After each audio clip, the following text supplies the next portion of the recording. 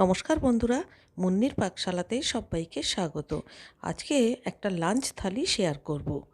খুব সহজে এবং খুব তাড়াতাড়ি তৈরি হয়ে যাওয়া গরমের উপযুক্ত হালকা পাতলা লাঞ্চ থালি। আজকের লাঞ্চ থালিতে কি কি মেনু থাকছে আসুন তাহলে ভিডিওটি একবার দেখে নেওয়া যাক।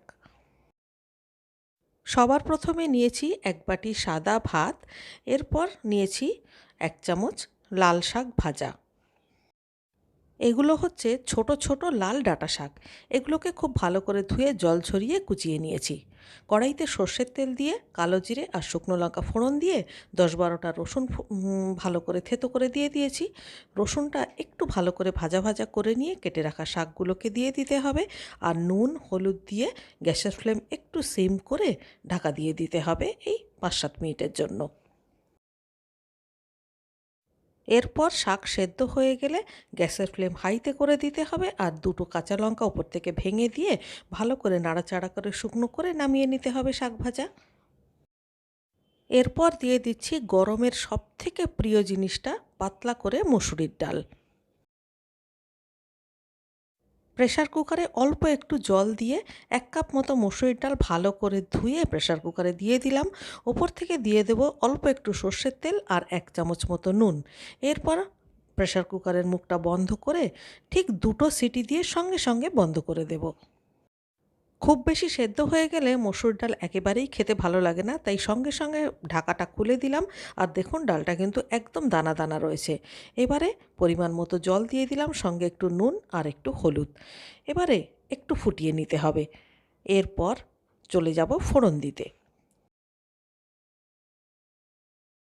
কড়াইতে 1 চামচ সর্ষের তেল দিয়ে তার মধ্যে রাঁধুনি আর একটা শুকনো লঙ্কা দিয়ে দিলাম। এরপর ফোড়নটা ভাজা ভাজা হয়ে গেলে ওপর থেকে জাল করে রাখা ডালটাকে দিয়ে দিতে হবে।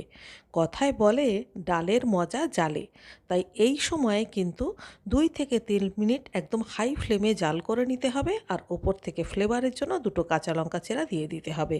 ব্যাস, আমাদের মসুর ডাল তৈরি। শুধু ডাল খেতে একেবারেই ভালো লাগে না, তাই ডালের সাথে খাওয়ার জন্য অল্প একটু আলু ভাজা নিয়ে নিলাম। আর আলু ভাজার রেসিপি তো শেয়ার করবার কিছু নেই। এবারে নিয়ে নিচ্ছি পাতলা করে মাছের ঝোল। আমি আজকে বাটা মাছের ঝোল রান্না করেছি। বড় বড় সাইজের 3টে বাটা মাছ নিয়েছি আর সেগুলোকে মাঝখান থেকে কেটে 2 টুকরো করে নুন হলুদ মেখে নিয়েছি। সবার প্রথমে মাছগুলোকে একে একে ভেজে তুলে নেব। আর পাতলা মাছের ঝোল করলেও মাছগুলোকে কিন্তু একটু ভাজতে হয়। একেবারে অল্প ভাজা মাছের ঝোল একেবারেই খেতে ভালো লাগে না। মাছ ভেজে তুলে নেওয়ার পর 10-12টা বড়ি দিয়ে দিলাম। বড়িগুলোকেও মোটামুটি লাল লাল করে ভেজে তুলে নিতে হবে। এবারে এই তেলের মধ্যেই মাঝারি সাইজের একটা আলু পাতলা পাতলা লম্বা লম্বা করে কেটে দিয়ে দিলাম।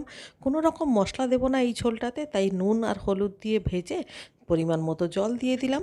ঝোল যখন ফুটতে শুরু করবে তখন একটা মাঝারি সাইজের বেগুন ডুমো ডুমো করে কেটে দিয়ে দিলাম। এবারে ঢাকা দিয়ে গ্যাসের ফ্লেম মিডিয়াম করে জাল করতে হবে। যখন বেগুন এবং আলু সেদ্ধ হয়ে যাবে তখন বড়িগুলোকেও দিয়ে দিলাম, দিয়ে আবারও ঢাকা দিয়ে 2 মিনিট মতো জাল করছি। দেখুন আলু বেগুন বড়ি সমস্ত কিছু সেদ্ধ হয়ে গেছে।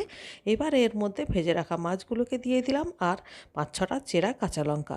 আবারও ঢাকা দিয়ে 2 থেকে 3 মিনিট মতো রান্না করব। আর দেখুন আমাদের মাছের ঝোল কিন্তু একদম রেডি। একদম পাতলা মাছের ঝোল, কিন্তু খেতে অসাধারণ। এরপর নিয়ে নিচ্ছি পাতলা করে রান্না করা আম আর টমেটো দিয়ে তৈরি চাটনি, মানে টক টক মিষ্টি মিষ্টি পাতলা চাটনি। এটাতে আমি চিনির বদলে বাতাসা দিয়েছি। বাতাসা বা গুড় ব্যবহার করলে সেটা স্বাস্থ্যকর হয়, তাই আমি আজকে বাতাসা ব্যবহার করেছি। আর এই চাটনিটা খেতে কিন্তু অসাধারণ লাগে। আর সবশেষে নিলাম 1 টুকরো লেবু আর একটা কাঁচা লঙ্কা। এই ছিল আজকের খুব সাধারণ লাঞ্চ মেনু। কেমন লাগলো থালিটা? ভালো লাগলে অবশ্যই একটা লাইক করবেন আর কমেন্ট করে আমাকে জানাবেন।